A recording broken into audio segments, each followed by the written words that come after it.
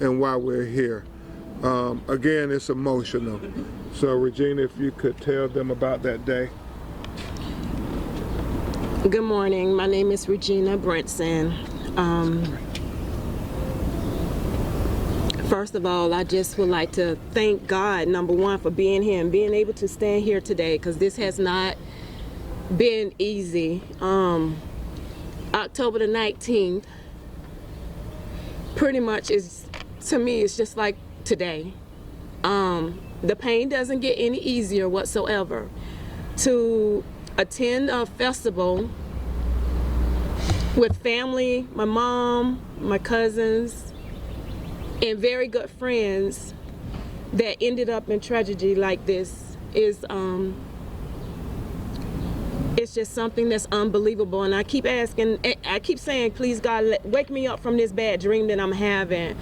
But in reality, it's not a dream, it's real. To leave a festival, heading back to the ferry, trying to board the ferry, and get in the middle of the gangway, and you're standing there with Miss Colada, which this beautiful soul right here, I had her on a walker, and my uncle was assisting me with Miss Colada.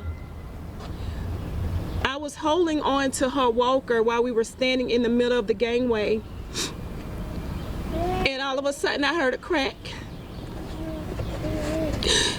And I was like, oh my God, what's happening? What's happening?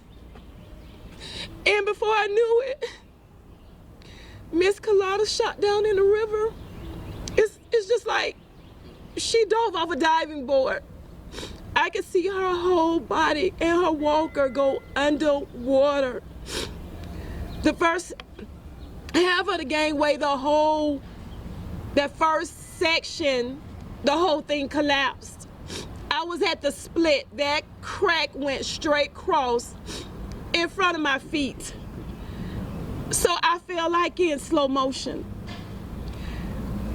The part that I was on when we fell, it fell slow and it was going down, and it pretty much curved and landed back on the dock. And I was saying to myself, once I hit the water, I was like, oh my God, I can't believe this is happening.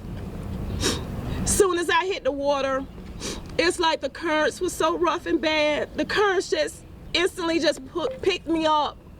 And I'm just floating down the river. And I'm like, oh my God, I'm in the middle of a river.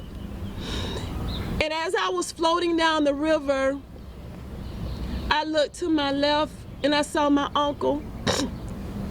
And I called out to him and I said, Uncle Bubba, I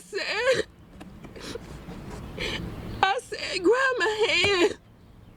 He grabbed my hand, but he also grabbed me right here.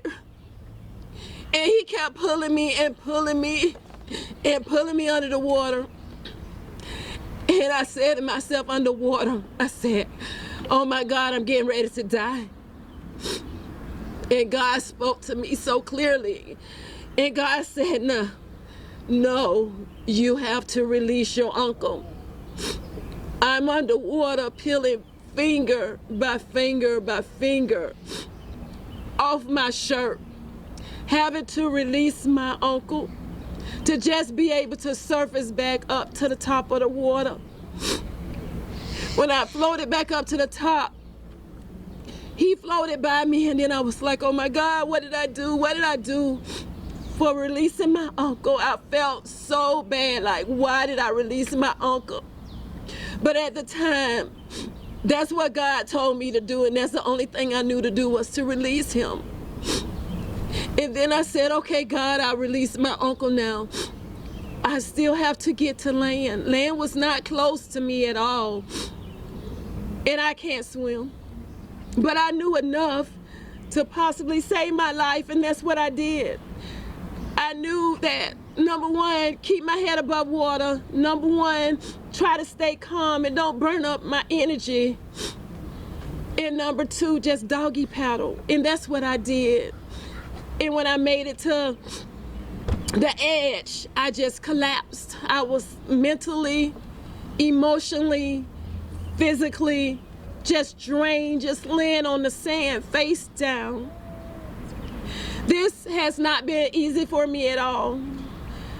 Not at all whatsoever. Nightmares, talking to therapists, having to take medication to help me sleep. This has not been easy for me or any of my family members. My mom, she was there, she experienced the whole disaster, what happened. I was nowhere near her, none whatsoever. So in reality, she didn't know if me or my uncle or her good friend was dead or alive for hours. Cause I had floated down the river just laying on the sand. So this has not been easy for me or any of my family members whatsoever. So I just ask for continued prayer to get us through this on a daily basis. God is my source and has given me strength, Lord, to make it day by day. And I am so ever thankful for him to give me a second chance in life. I am so thankful. Amen.